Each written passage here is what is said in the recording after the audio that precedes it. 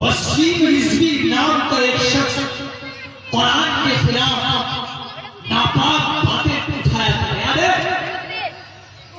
वसीम रिजवी नाम का शख्स जो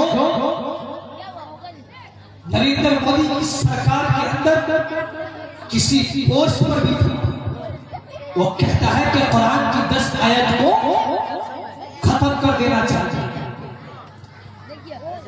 देखिए 2 साल हो रहे हैं, 3 साल, 2 और 3 सालों के बाद कुरान के 10 आयत क्या, एक लफ्ज को कोई मां का नाम मिटा नहीं सका।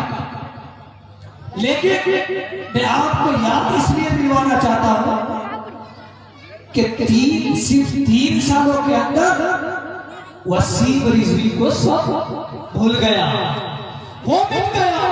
अरे जो कुरान को मिटाने की कोशिश करेगा उसको फिर अल्लाह निकालेगा। बीजेपी से एमएलए है हमारे इस वेस्ट बंगाल के आसिफ नाम का एक शख्स, जो आज से 1 महीने पहले इसी कुरान के खिलाफ एक नापाक बातें उठाता है। अरे जालिमों को तुम्हारी हैसियत क्या है, मैं तुम्हें बताता हूं। तुम्हारी हैसियत यह है कि आज से पहले इस्लाम के खिलाफ नमरूद आया था, नमरूद मिट गया। आज से पहले इस्लाम के खिलाफ फिरौन आया था, फिरौन मिट गया। अरे आज से पहले सिद्दात आया था, सिद्दात मिट गया। इस्लाम आज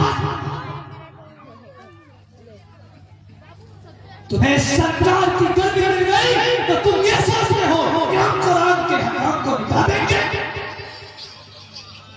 हमारे असातिज़ा तो दूर की बात है, हम तालिबे इल्म तुमसे बहस करेंगे तो हमारे सामने दिख नहीं पाओगे। इतना आसान नहीं है कुरान के अल्फाज को मिटाना। हमारे यहाँ तो